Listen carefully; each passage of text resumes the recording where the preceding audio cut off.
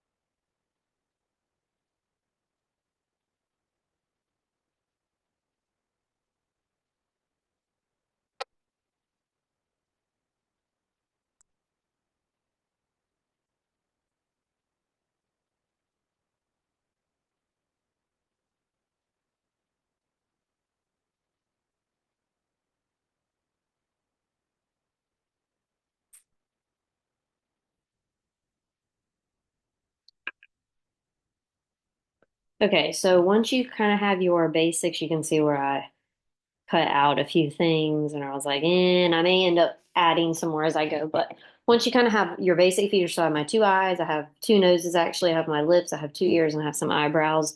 And you can add additional features to that as well. But once you kind of have the basic features here, then you want to get another piece of paper and you're going to draw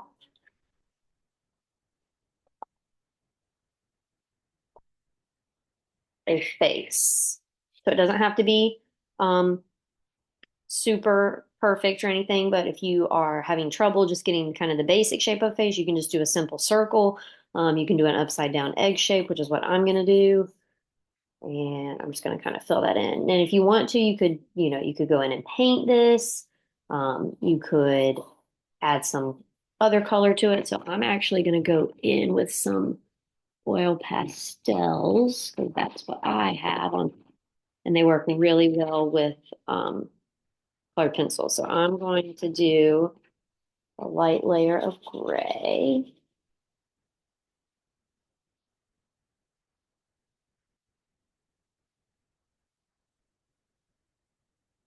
And I'm going to do some more skin tones like peach.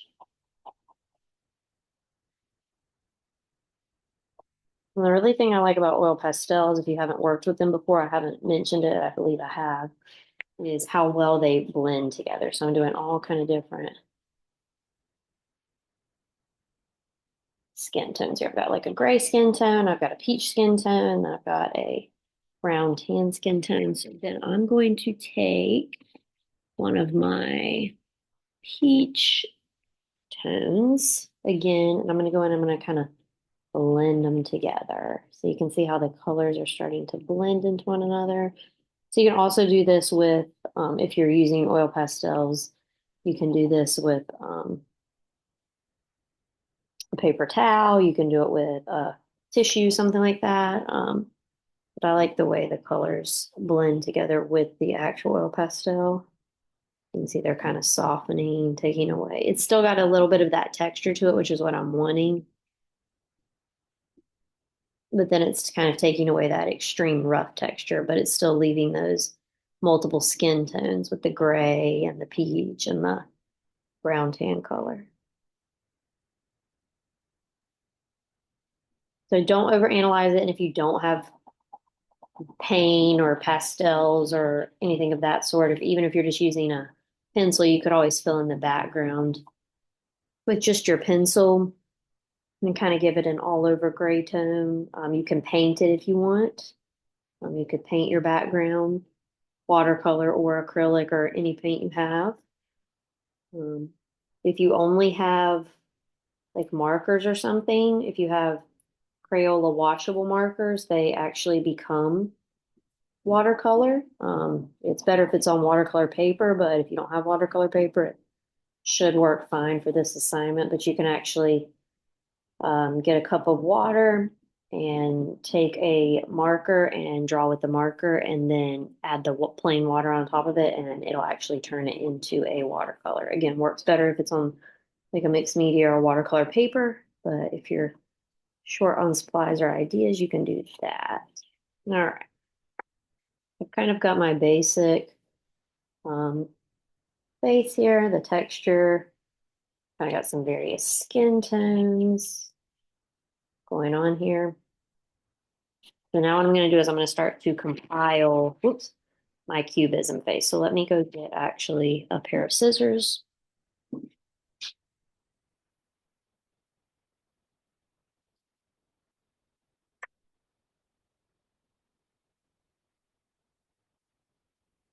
All right, so now what I'm going to do is I'm going to start cutting out the different facial features.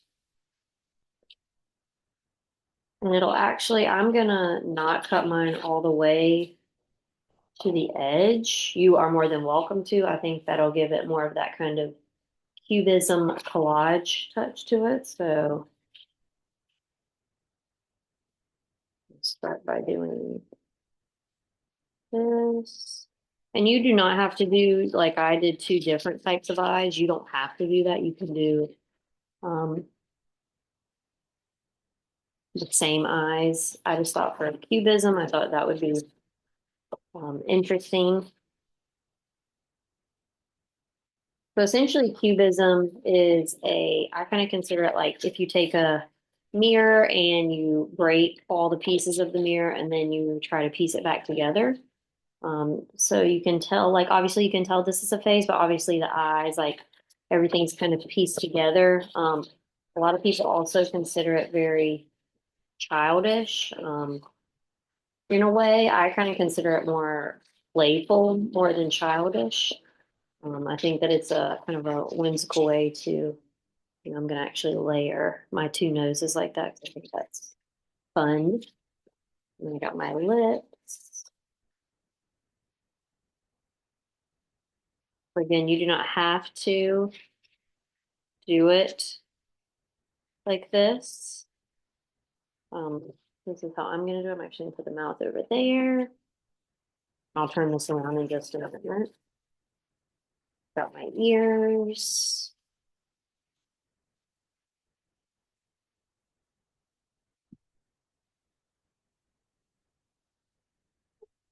I'm not a huge fan of ears. I personally usually don't like to draw ears on figures, but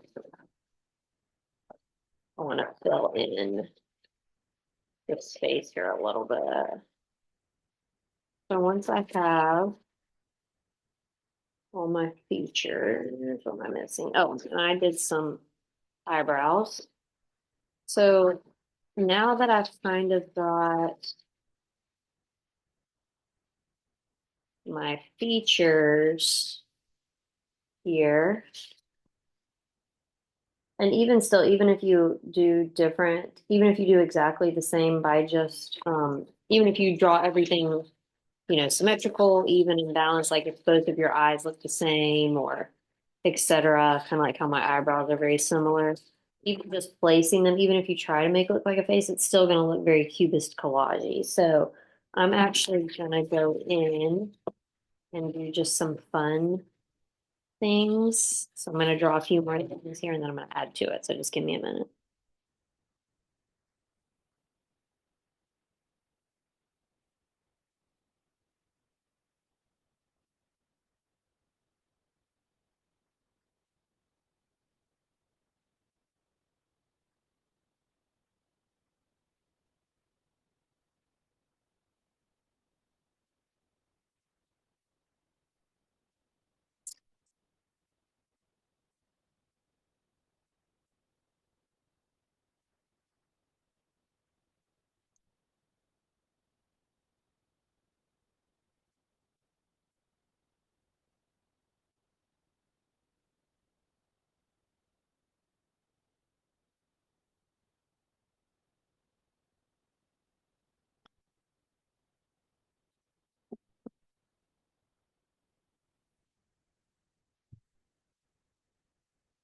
So I'm actually going in right now and just coloring in some of my scrap paper, and then I'm just going to cut out some various shapes from that, just to kind of add some depth and dimension to my piece.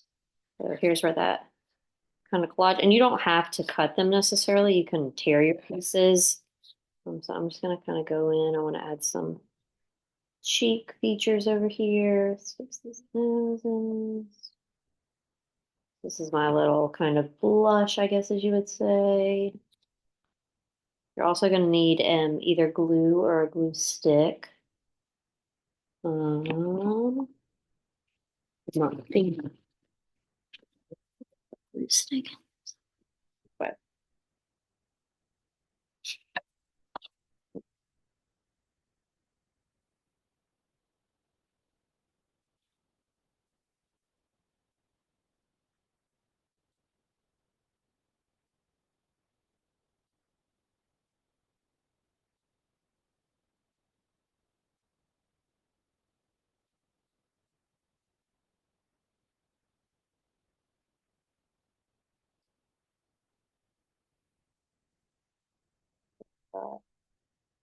my lip.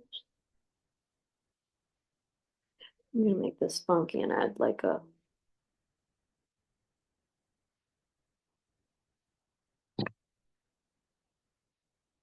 hair at the top. So, I mean, really just don't overthink it. Keep it fun, keep it light.